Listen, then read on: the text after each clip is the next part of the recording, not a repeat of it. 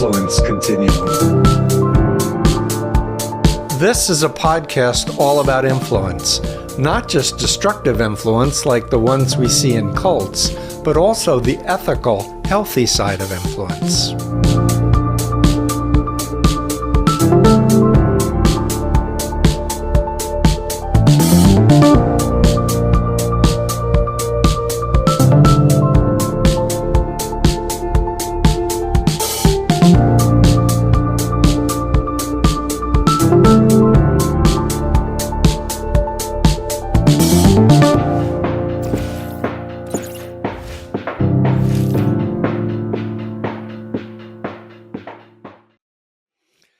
Hello, I'm Dr. Stephen Hassan with another episode of the Influence Continuum, and I'm with Frank Schaeffer. Frank, I've been waiting to talk with you for months and months. I'm a big fan of yours.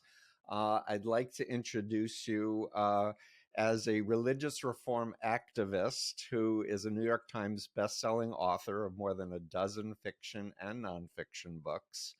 And I love when you say I'm a survivor of both polio and an evangelical fundamentalist childhood. You talk about having severe dyslexia, being homeschooled. You're a self-taught documentary movie director and feature film director, as well as an artist. Wow. And I listened to you earlier saying that they're making a documentary about your life, which I'm really excited to talk with you about. Your latest book, which we want to plug, is called, I love this, Fall in Love, Have Children, Stay Put, Save the Planet, Be Happy. Resonates with my philosophy on life, Frank. And lastly, I'll just say that I read your autobiography, Crazy for God, and I was like, holy mackerel. And then one last piece, I was doing an interview with my friend Jeffrey Augustine, who's an ex-Scientologist, big activist. He's a journalist and PI doing the Scientology Money Project. And he told me his backstory, which was like your background. And I think he actually met your dad. And he's like, he was like a god. Like everybody worshiped, Frank's dad. He was the Christian. And so I'm just honored that you took this time to be with us. And I think you just have a lot of wisdom based on your life travels that the world needs right now, and especially in American politics. So with that intro, Frank, welcome to the Influence Continuum. Thank you, Steve. It's a pleasure. So, I'll go in any direction you want to, so fire away. Well, So I wrote a book that's controversial called The Cult of Trump, and in it I had a thesis that Trump was a symptom of decades of right-wing maneuvering to have power and control and kind of institute a theocratic thing, Sure. Getting rid of the separation of church and state. And I wrote about the family that Jeff Charlotte wrote several books and did a Netflix series. I wrote about Opus Dei, the extremist Catholic group. I wrote about the new Apostolic Reformation groups that has some 40 million Americans and some estimated 650 million worldwide.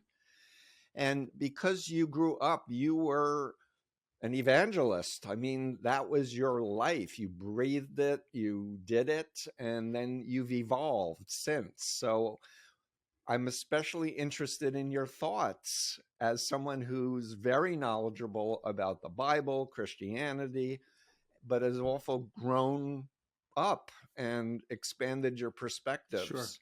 Sure. So I'm pitching you a softball. Okay, well, I'll pick it up. Take it away. Pick it up.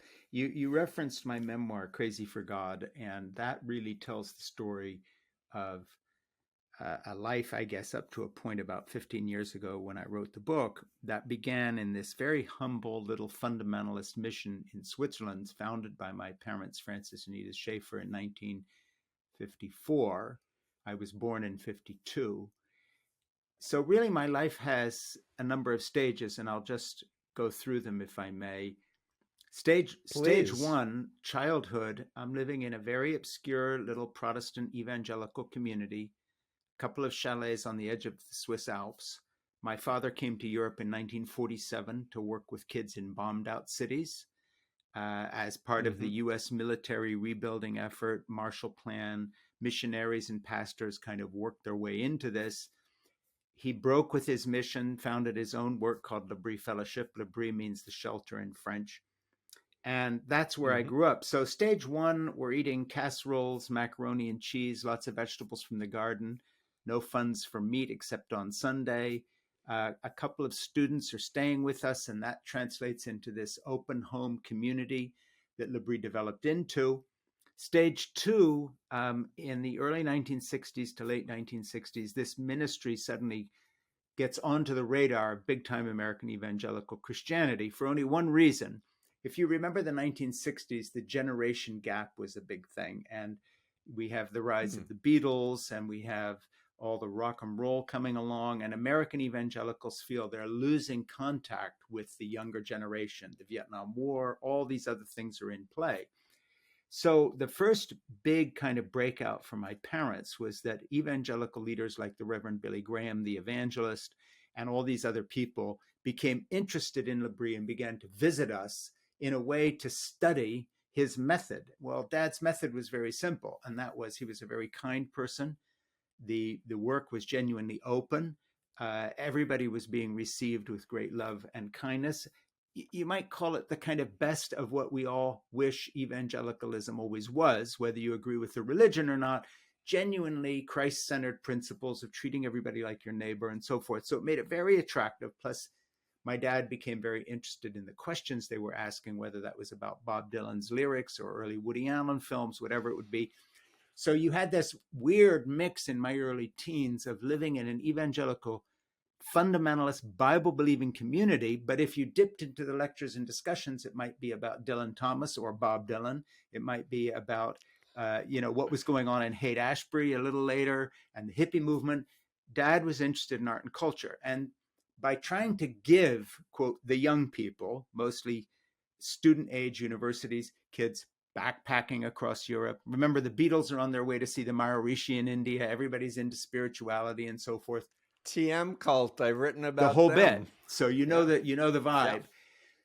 So stage two was. By the way, I'm 2 years younger than you, well, Frank. I'm 54. You'll catch up. So we have similar cultural. So things. basically, Dad was doing what nobody else in the evangelical world was doing, which was putting together a real attempt at a synthesis of evangelical Christianity with modern culture. How do you answer questions?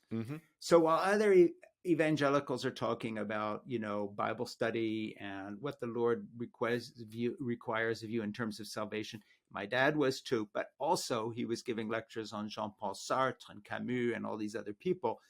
So all these big-time evangelicals came in to see what he was doing because he's, quote, reaching young people in ways they're not. So that's stage two. Stage three, Dad writes a couple of books, one of which is The God Who Is There, another Escape from Reason, and these become phenomena globally. I mean, fast forward to the present, Dad's books are in over 180 languages around the world today. They've sold tens of millions of copies and still continue to sell, and became a kind of a bedrock of evangelical intellectual belief. And if say you had checked in 1980 with any evangelical in any institution and said, who are your intellectual giants, contemporary, they'd say C.S. Lewis, Francis Schaeffer, and then if you wanted to reach into the Roman Catholic community, maybe G.K. Chesterton. These were the names that were the kind of powerhouse of the thinking man's Christianity. That was my dad. Then in the early 1970s, I produced and directed 2 film series with Dad based on 2 books he was working on. One called How Should We Then Live, on the history of art and culture, that became a phenomena, both the book and the film series. We launched them with a 23-city seminar tour. We were packing out. We packed out Madison Square Garden, for one example. We packed out the Grand Ole Opry. We were in huge venues. And the quote, secular media, the big time media at the time, the New York Times and others, completely ignored this phenomena because they were too snobbish, if you like, to pay attention to these evangelicals. Doesn't matter what they're doing. They don't have any impact on politics after all, etc. Complete blindness to what we were helping to build, which was really the beginning of the evangelical religious right, which eventually took over the Republican Party. But the media didn't pay any attention. It was just sort of a churchy thing, and we don't do that. They didn't count our books in their bestseller list. Had they, for instance, my dad's books routinely would have been the #1 bestseller in the United States. And so, totally flying under the radar, subculture of evangelicals combined with the kind of snobbery of the East Coast elite media, and you have a perfect storm of a growing movement no one's paying attention to. Fast forward to the second film series, which was called Whatever Happened to the Human Race, that featured my father and then C. Everett Koop, who became Ronald Reagan's Surgeon General. That film series was all about abortion. And when we were done touring the country with that, and there's a long story in that we can talk about, but the short version is this: we went from the anti-abortion movement being mostly a Roman Catholic movement. By the time we were done, it had also become an evangelical movement. Fast forward to the present, and you have Donald Trump announcing he's going to run for the presidency again, based on the fact that he won last time because evangelicals voted for him. They voted for him because of a litmus test of issues they were interested in, and one of them was the deal he made to appoint judges to the federal courts who would be anti-abortion. So we had an impact in a very terrible way that, of course, I've lived to regret, having changed my mind on a whole host of these issues. So that's a thumbnail of a thumbnail. For those interested, Crazy for God is a memoir that I guess is used in a lot of university courses now because it sort of tells this history. And sadly, when I wrote the book 15 years ago or so, I thought, oh, well, this is deep history. Somebody like Hillary Clinton will be elected, Barack Obama, whatever. We're moving on. This is the past. Here's the historical record. Here's my family record. This is my own spiritual journey, but it's in the past. And of course, what I didn't foresee was that with the election of Donald Trump in 2016, it became the present again. And now here we are talking about it again. So I don't know where you want to go from there, but that's a sort of an insight. So I just want to underscore for my listeners that the history of abortion was really a Roman Catholic thing. And if I remember your book correctly, you convinced your dad that, hey, we should be taking this on too. And it seems to me in my readings and my background, I'm a conservative Jewish childhood and now renewal Jew, but that it was like the Christian right said, we should use this. We can mobilize people. Let's package it pro-life, killing babies. And if I'm remembering correctly, there was something called the Manhattan Declaration that was done with Catholics and Protestants on political issues. Let's go after women's right to choose. Let's go after gay marriage, and let's go for religious freedom, the freedom to put our beliefs number one and everyone else's beliefs in practice. Did I get it right? Yes, and I want to interject an interesting footnote here for your listeners that I bet they don't know. At least most of them don't. But it really illuminates something in terms of a very big lie that was being told about this being a kind of part of evangelical tradition. When we started the series, I talked my dad into it. I had in turn been talked into doing this by C. Everett Koop, who at that time was the Surgeon-in-Chief at Philadelphia Children's Hospital, later to become Surgeon General of the United States. Up until that point, it had not been an issue for my father at all. It wasn't on his radar. And he included the issue of abortion in the last episode of How Should We Then Live, the earlier film, as an example of what he called judicial fiat, overreach of the court, legislating rather than simply doing what the court is supposed to do. But it wasn't about the issue per se. Then because of that, and because C. Everett Koop was very committed pro-lifer, anti-abortion person in those days, based on his own medical practice as a surgeon in Philadelphia Children's Hospital, and the fact he was doing a lot of surgery on premature born babies and had a lot of interest in that aspect of medicine, he came to me in Switzerland. He flew to Switzerland to see my dad and me. He sat down with me one evening and said, look, there's a whole nother film series here that you need to make. And both myself and my dad were rather skeptical at first, but then I became a kind of a true believer. Remember, I'm in my mid-20s, and I am a nepotistic sidekick of my dad, raised in this environment. I don't know anything else at this point in my life. That's not an excuse, but that's where I was. You were homeschooled. I was homeschooled, yeah, et cetera, remember. et cetera. Right. So I was very much a product of my environment, and Dr. Koop was giving me this exciting new way to earn my living. I needed another project. I had gotten married at 17 and 18 with my girlfriend, Jeannie. By the way, we're still together and doing well. But we had just had this beautiful little girl, Jessica. He was playing upon that, saying, look, did you want to kill your daughter, etc. It was a very emotional young person's deal. Here's the point your listeners don't know, people who are following you.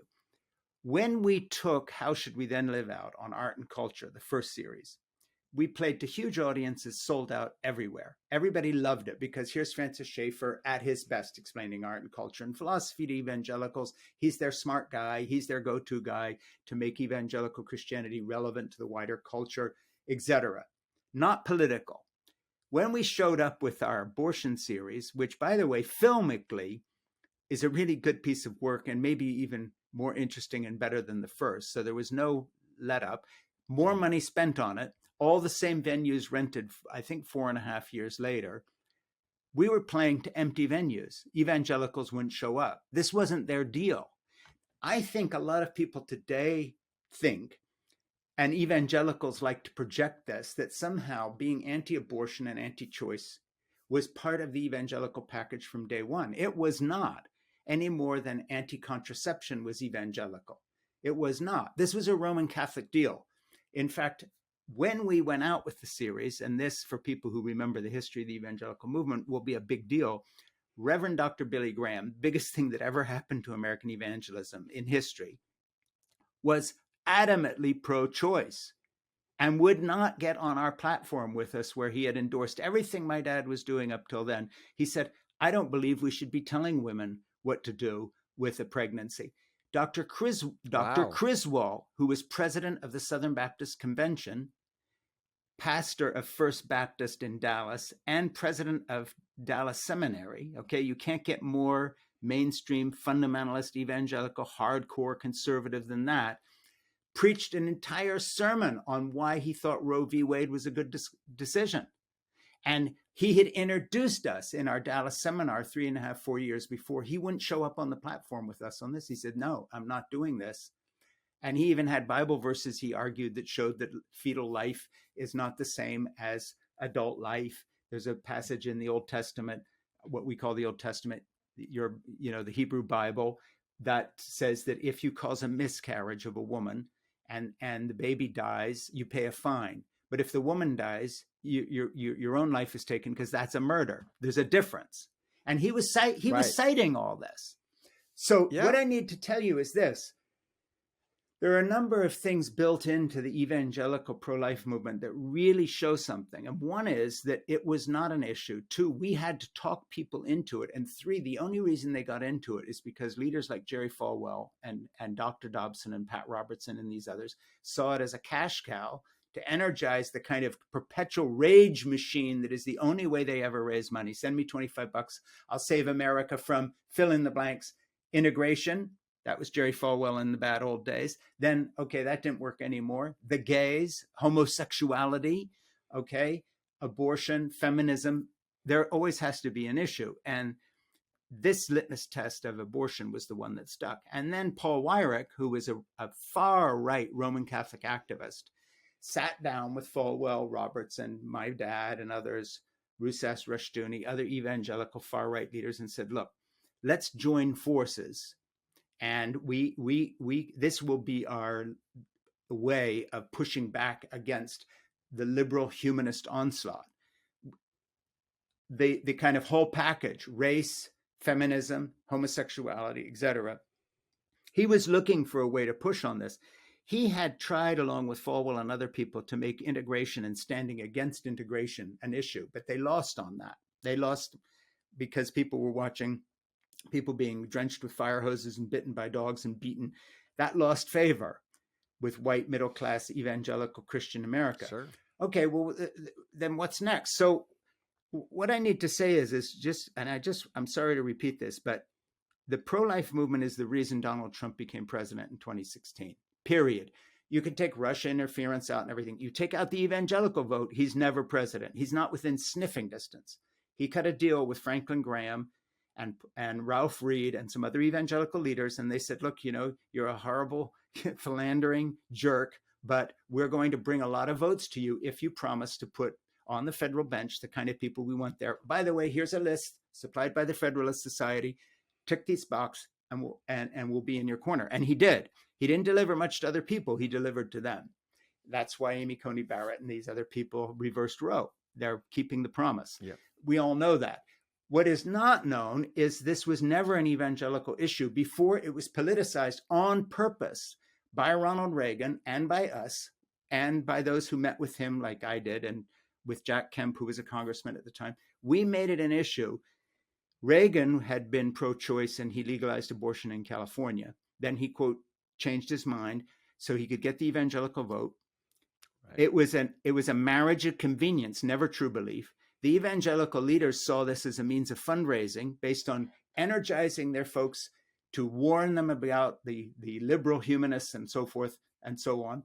And then money came into it because once it caught on, it became part of the perpetual rage machine, which now is being carried on with the big lie saying the 2020 election was stolen, et cetera, as we all know. So there's there's an arc here, and it's not a conspiracy, but it's a marriage of convenience, which never had anything to do with true conviction on the leadership part. And I don't think people get that. It wasn't true conviction. It was a marriage of convenience. And then, of course, once it became an issue, there were a lot of people on an ordinary level that I don't want to denigrate, who were extremely sincere. I was one of them when Coop talked me into taking up the cudgel for this and making these movies. And then I changed my mind simply based on the evidence as I got out there into a bigger world, no more homeschool world, et cetera, and began to look around and just say, hey, these people are awful. I'm part of a criminal enterprise called Big Time American Evangelicalism. It's all about money, has nothing to do with what my parents did in their little mission. We're crooks and liars, basically, and we're using this for nefarious purposes as access to power. And that's when I began to jump out, and that's what I talk about in Crazy for God. But that angle on this issue is not something that's convenient to anyone. And I'm going to denigrate the left a little here, too, because the leaders... I'm against authoritarianism on the left and the right. But the left doesn't want to hear that not all evangelicals were in on this from the beginning, because then it makes people like Billy Graham and Dr. Criswell more compatible with our ideals. They were not feminists, but they were pro-woman in the sense they thought a woman should have choice. So it doesn't suit the most ideological wing of the left, because then it's like, well, wait a minute, we want to lump all these guys into one category and denigrate them. And it certainly doesn't suit the evangelicals, because then they have to admit this isn't an evangelical issue, and that they've made something up out of whole cloth that never existed and isn't part of our theology or history. So it doesn't suit anybody to tell the truth about how evangelicals were not just divided on the issue, but largely pro-choice at the time. And that you had the Southern Baptists supporting Roe, leaders in the Southern Baptists. I mean, where do you see that written down these days much? But I was in the room when my dad was asking Billy Graham to join us. I was in the room with Dr. Criswell when I was begging him to come and lead our seminar for the second tour. And he refused. And he says, I'm not on your side on this one. So, the fact that I was a little bit of a witness to history at that point means that I think I speak with, I know what I'm talking about on this. I was there, and it's not something that's in anybody's interest to promote at this point or to talk about. Yeah. And so this is exactly what I wanted you to share from reading your history and listening to your interviews and such. And I want to add a piece, because my background, I was in the Moonies, I became a right-wing fascist, I was deprogrammed. And so I became a mental health professional. My thing was, I want to understand how the mind works and how people can be convinced of things that are completely against their Yeah. values and integrity and history and religious orientation. And you mentioned Paul Weyrich, and you also made a comment that it wasn't a conspiracy. And I'll challenge you a Yeah. little bit on that, because in my research for the cult of Trump, I learned about fourth generation warfare, something that was first written that I'm aware of by William Lind in the early 80s.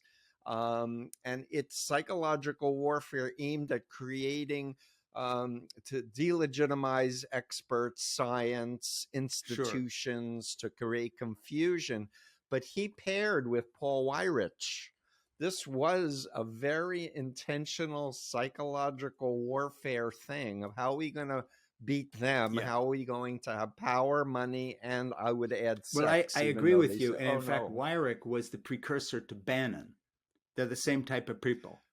So they're after power, and they're going to use the methods of authoritarianism to gain that. So yes, you're absolutely right. Weyrich was a conspirator, but the whole movement was not being managed from above somewhere. It was being managed by evangelical leaders in a marriage of convenience with Republican leaders, because it worked for both sets of people. Weyrich's an interesting case, though, because he went so far to the right that the Roman Catholic Church wasn't good enough for him anymore, and he formed his own kind of offshoot spinner group of even more faithful Catholics. You know how that always works, in a more and more inner circle.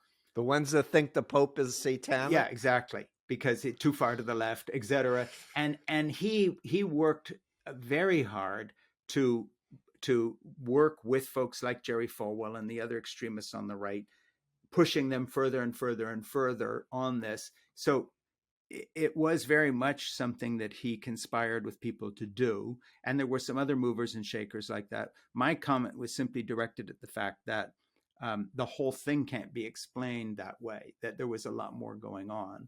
And that's what happened. And then, of course, it all took on a life of its own. So, when my dad wrote a book called A Christian Manifesto, that was another bestseller, totally ignored by the media, he called abortion in that book tantamount to the Holocaust, and said whatever would have been legitimate to overthrow the Nazi regime would be legitimate here in America if democratic means fail. In other words, almost prophesying the rejection of the 2020 result, and this whole idea that somehow, even if we lose, we're winning because their nefarious system is weighted against us. And so, while my dad would have disliked, and been horrified at Donald Trump's election, because my father had a lot more integrity, and he didn't like, flakes and con artists per se. But that said, the groundwork for Trump was completely laid by the right-wing movement I was part of. It's unthinkable that he would have become president without our tilting the evangelical movement itself to the right. Up till that point, you have to understand, there were evangelicals who were part of the leadership structure, both black and white evangelicals, in the civil rights movement. The evangelical movement had quite a few liberals in it. I don't mean liberal in the sense we now mean it today, but in those days, fair-minded people who were, against segregation, who were taking a position. Billy Graham, 1952, refused to segregate his evangelical rallies. They hated that in the southern states. Before the Beatles ever did it, Billy did it. And again, this sort of history doesn't suit a simplistic version of evangelicals. But what it goes to show is that the evangelical movement was completely undermined by far right-wing operatives who saw a very quick route to power by energizing this group of voters. And they become very good at it, and it continues to this day. So, where we are now with me personally, as someone who has spent a lot of time writing and thinking about this from the point of view of my own regret and trying to somehow repair the damage in some way. But on the other hand, since I was part of that process, as I mentioned before, I was actually there, and I knew Paul Weyrich. I knew all these people. I know exactly what they were up to. And Trump, this was not their kind of a person, but for lack of a better candidate, as that they could have all gotten along with better, he suited their purpose completely. And I just want to say one more thing about evangelicalism in general, which I think you'll completely resonate with, given your own tempestuous dive into weird religion and cults. There's not a childhood or background that can better prepare you to accept something like Trump's idea of fake news as an answer to everything than being an evangelical. Because look how I was raised. The Bible is true, science is wrong. Don't believe what anybody says out there about biology or evolution. We have the truth.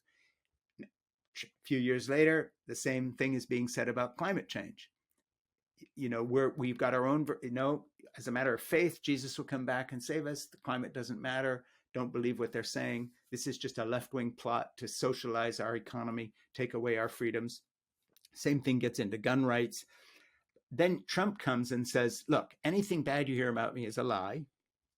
Only good things are the truth. And by the way, if I lose an election, I still won it.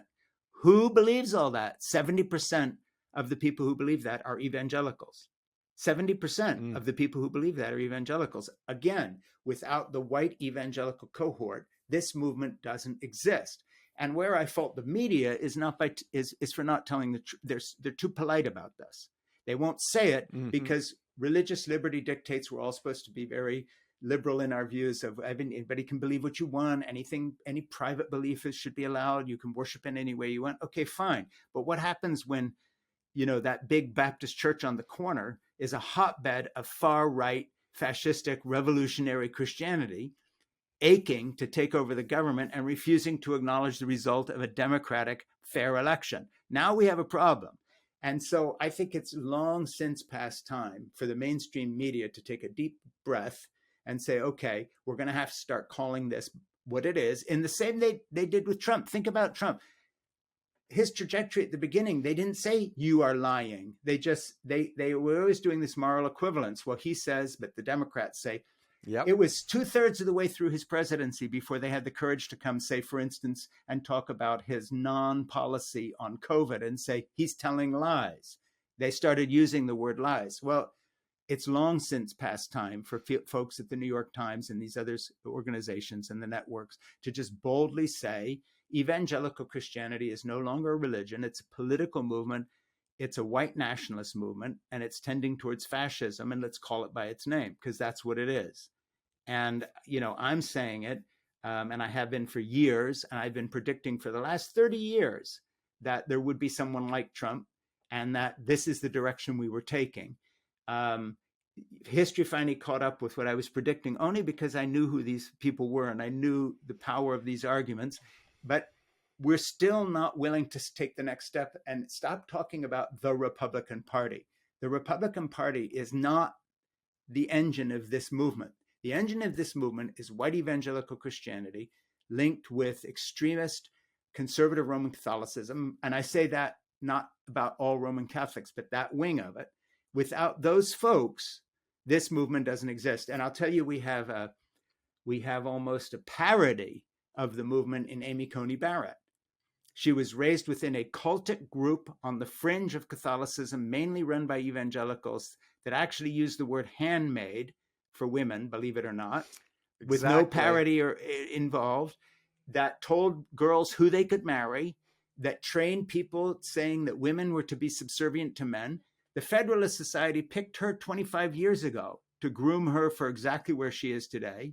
Exactly. And here she is. So, let's not pretend that with her, it's anything but extremist, fascistic, Christo-fascist religion. Amy Coney, I would add Clarence Thomas. Exactly the same. By the way. But I mean, these are genuinely Manchurian candidates that were brought by the Federalist Society to the attention of Trump via evangelical operatives like Ralph Reed and all these people. They made deals, and you take the evangelical white voter out of this, and we're in a different history. So, I mean, it would be it's like looking back at the history of Germany and the fall into fascism in the 20s and 30s, and somehow never mentioning the fact that the only reason they got as far as they did is the Roman Catholic Church and the Lutherans went along with it. Otherwise, there's no National Socialist Party, or it's a fringe little group screaming at the moon, on the street corner. It becomes a huge movement only because the people who were in positions of religious power at the time saw that as serving their ends again politically because they were feeling marginalized and so forth. We have exactly a repeat of that here going on in the US, and it's anybody's guess how it's going to end. We're still in the middle of it. Frank, I'm so glad to capture your words, your experience in this interview. It's exactly my hope of what you would be sharing with my audience. If I may, I'd like to just say, I was in the room with Sun Myung Moon when he said democracy was satanic. We need to infiltrate. This was 1974 and 5. We need to infiltrate the government. We need a theocracy. I was sent to fast for Nixon because God wanted Nixon to be president during Watergate. And I hated Nixon before I was recruited into the Moonies, right? So I was in the room. Yeah. And when I had my near fatal van crash and deprogramming, the lights turned on. I was like, this is so evil. Yeah. How did they do this to me? Yeah. And so I've been saying my stuff for 46 years, going, hey, this is really dangerous. And the Moonies were at January 6th, and they were saying, oh, it's Antifa. And the Moonies paper, the Washington Times, oh, it's Antifa. Yeah. It's a propaganda newspaper that wasn't making money the whole time, but it cost $2 billion, according to the Washington Post. Where's that money coming from that they're putting out? And it's the same vibe. It's the same vibe. Exactly. The authoritarian access to power through authoritarianism, backing these leaders, and And the Moonies gave $2 million to Jerry Falwell when he had a cash problem. And I'm thinking, after I got out, they must think that he's the Antichrist. He claims Jesus failed his mission. How come they're working with the family of the Moonies? Yeah. And I also want to comment, when Amy Coney Barrett's name was put forth for the Supreme Court, I did 3 blogs and videos saying this is a cult. This is an authoritarian mind control cult. This is not religion. Yeah. For me, religion implies faith and informed consent and the freedom to ask questions and the freedom to check if somebody's abusing their authority from the pulpit, to say, I'm not going to follow you. Yeah, but look at the way they gave Amy Coney Barrett a pass in the media, because the media mentioned that she had been involved in this group, and then afterward it was like, well, we can't talk about this because that's her personal faith. And I'm saying, the media has to stop giving a pass to declarations of personal faith, which happen to correspond with politics that is anti-democracy. You cannot just say Republicans. It's a certain faction of the Republican movement, which is all about this cultic religious view of things. Yes. So I want to ask you, as someone who knows fundamentalist evangelical theology, what's with New Apostolic Reformation, where people say, I'm an apostle, I get direct revelations from God, I will cover you from satanic evil spirits, I will cast out demons and, do faith healings and speak in tongues, which proves that, God is working through me. This is 40 million Americans. Right. Could you please share? Yeah, I mean, it's part of this kind of spinning into something which, if you had fast forwarded from, say, 1968 in LaBrie and my parents' ministry to the present, and asked my dad about these guys or the family or the Trump supporters, is this even Christianity, let alone evangelicalism? The answer would have been no. This is as foreign to us as, say, the Moonies. In other words, using any standard of what evangelical Christianity is, or Roman Catholicism for that matter, we're now way past a derivative of Christianity. We're into a new religion. It's a series of personality cults, or it's a series of conspiracy-based theories that are much closer to, say, QAnon than they are to anything that you're going to find in a biblical text. And so the movement you're talking about and all these other derivatives, are part of the descent into the irrational, where everything, including even a fact-based dialogue, is dismissed as fake news because it contradicts this worldview. So I think we've come to a point where there's no bottom to this trough now. It isn't like there's a sort of a basic layer of Christian belief under which we cannot sink. We've sunk past that. And Trump took us there. And so now, and I'm not being a fatalist here, but it's anybody's guess where this ends. And I don't just mean politically, but say the fall of evangelical Christianity into a series of personality cults, money-raising efforts, and now the hard right denying democracy politics of the Trump movement. The Trump movement has taken over evangelical Christianity and vice versa, to the point where the actual witness of Scripture now is bypassed in favor of hard-nosed, if we lose, we win. If we win, we win, but we're going to win. And by the way, we have a lot of guns and a lot of ammunition and a lot of tactile stuff and militias and other things to back this up. So it's gone far, far past differences of opinion and personal belief and all this. That's 30 years ago now. The place we're at now is hardcore right-wing revolution against democracy. It's anti-democratic. And it's no accident that the people who've been catering to these folks, for instance, have been pro-Vladimir Putin and anti-Ukraine. It's all part of the same territory. Or that they all went off to Hungary and had Viktor Orban on their stage proclaiming, white nationalist bastion of Christianity in Hungary, anti-gay, anti-trans, DeSantis standing up in Florida where woke goes to die. This is all the same reactionary message. And it's far, far past politics as we understand that word, or religion. We're into something completely different now. So, that's where we're at. And I was in on the beginnings of this, and of course then I bailed, but I keep a pretty close eye on it because obviously, since my family was so instrumental in the rise of this movement, tragically, it's something that I hope to live to see the end of it, or at least where there'd be a real change. And I thought maybe with Barack Obama we had gotten there, but not at all, because all he did was fire up the reaction. And I was talking to someone who on my own podcast the other day that'll be out soon, Candy Leonard, who wrote a book called Beatleness. And by the way, I'm not changing the subject. This is the same subject. And in the book, she's talking about how John Lennon said this thing about we're more popular than Jesus. And then, of course, down south, they're lighting bonfires and burning all his records. There's a direct line between that kind of reaction based on what he said against culture and the storming of the Capitol, showing up with the gallows, wanting to hang evangelical Mike Pence for not being far right-wing enough. So it's not like this comes from nowhere. If you look at American history, there's always this movement that is trying to make this a better and fairer country in some way. In every point of our history, there's always a pushback of a combined corporate interest along with political interest, whether it's the oil companies that for 50 years lied to us about the effects of carbon pollution, or whether it's people burning records because they've taken out books, or whether it's storming the Capitol. America always has the seeds of a fascist authoritarian movement within it. It always has. And it goes right back to the beginning. So it isn't that all is lost and that we're an evil country and never have had any good in us. That's not true. It's one reason we can't excuse the slaveholders, because for every Jefferson who was a slaveholder, there's a John and Abigail Adams saying, you're wrong, we shouldn't be doing this. So there's always been this fight.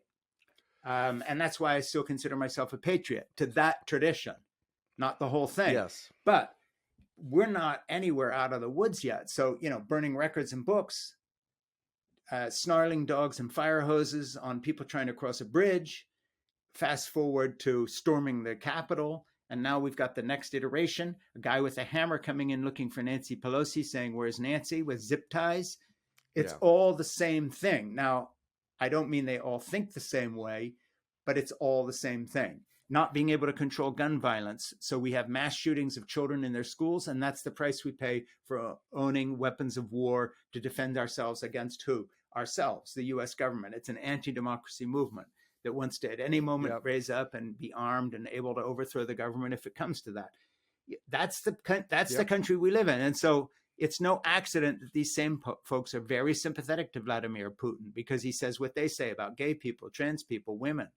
and the loss of white supremacy in Western culture. They all are speaking the same language. And sadly, the evangelical movement in America is the bastion of that type of language. That's where when you see Fox News and they're talking about, saying something nice about Putin, whatever, who they're catering to is that white voter somewhere in the middle who shares their views on these things and feels that Putin is an ally in their culture war.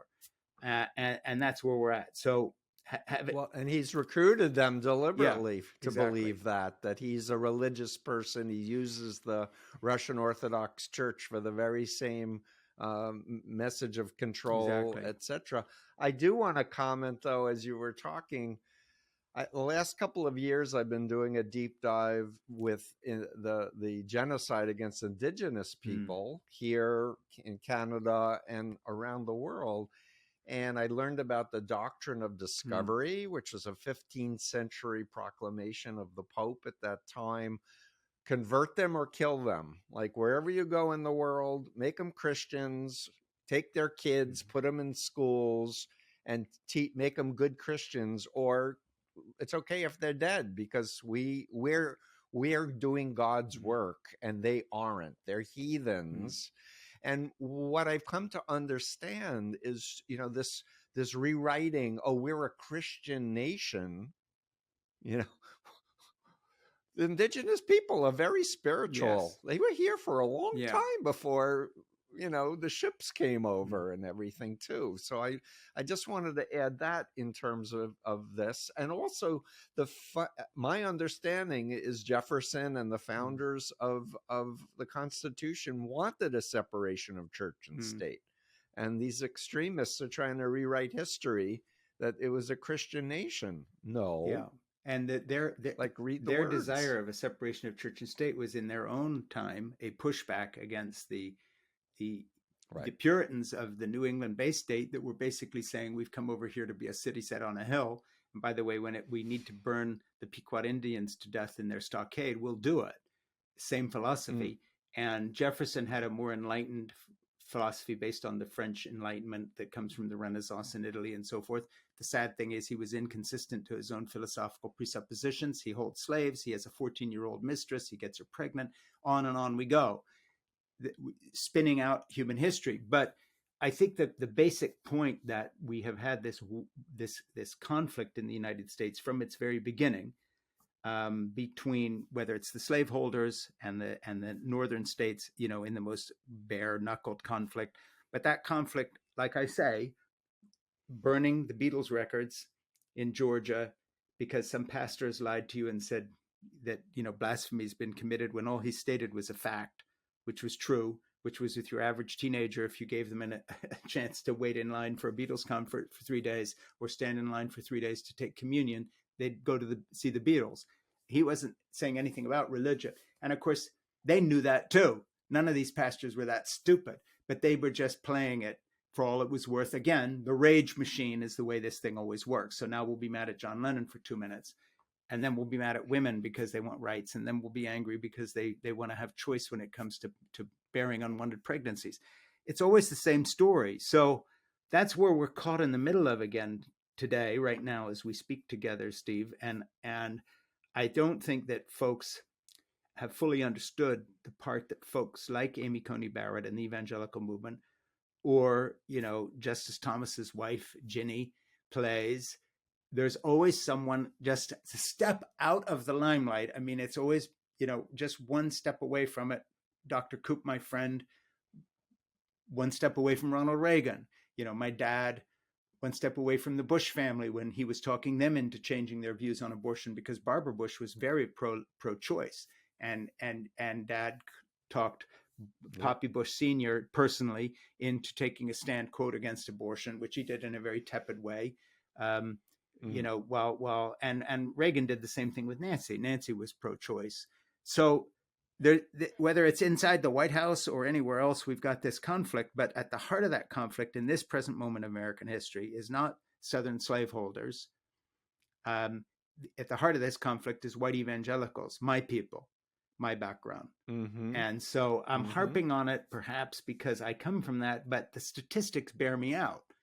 because, Yeah. who are the people who believe the big lie right now about the 2020 election? Well, it's not your average American. The cohort that believes most strongly and is doing the most about it by trying to run candidates who are denying the election results and so forth. The whole roster of candidates that recently didn't do so well in the midterms, these were all evangelicals and or conservative Roman Yeah. Catholics. It was all church based. Their entire operation was church based, and that's where we are. So we're in this conflict between religion and the separation of religion and the state, and we're in the middle of it as we speak.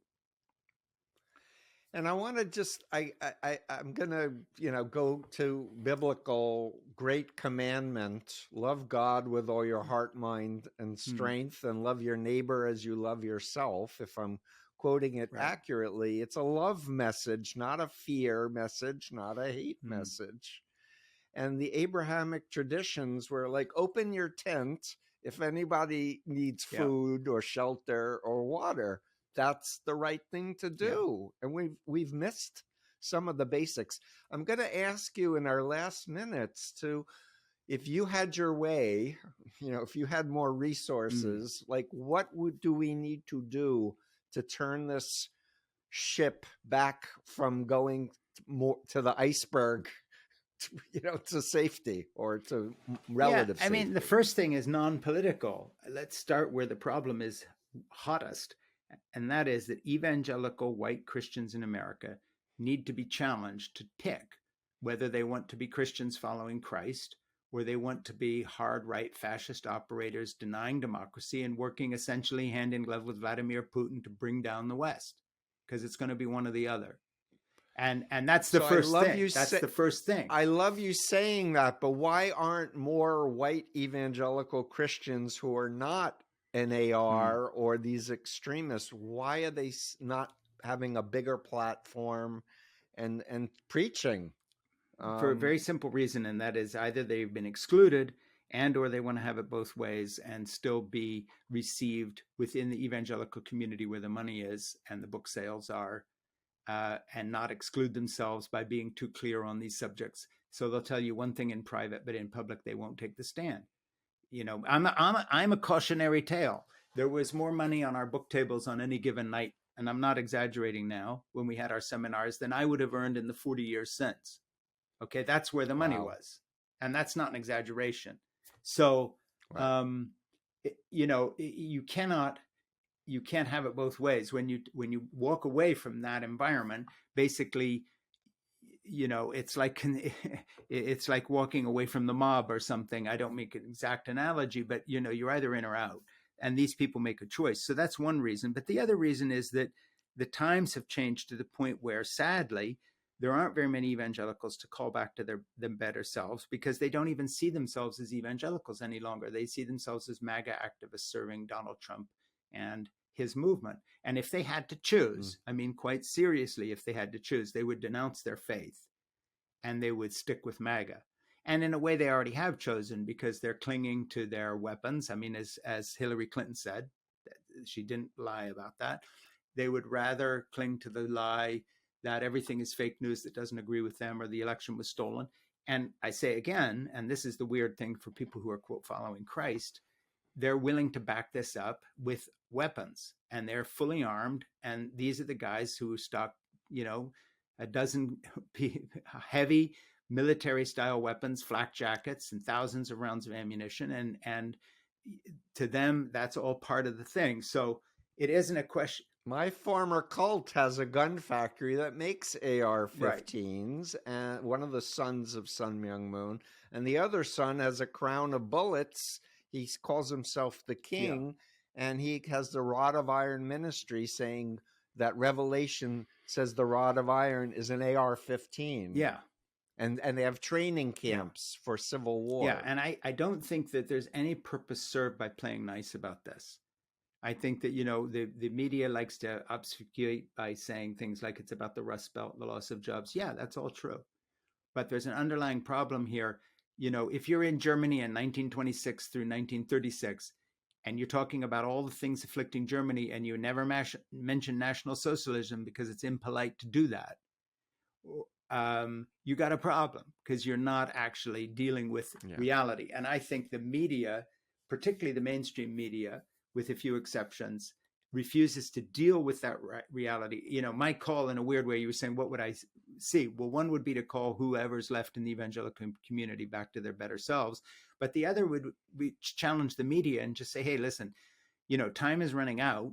And it is time, just as you eventually barefaced right on the front page of the Times and the Washington Post, associated the word lie with Trump, and it took a while to do that, you have to now begin to talk about the real problem, which is the white evangelical voter is now a Christo-fascist white nationalist. They are not evangelicals. They are not Christians.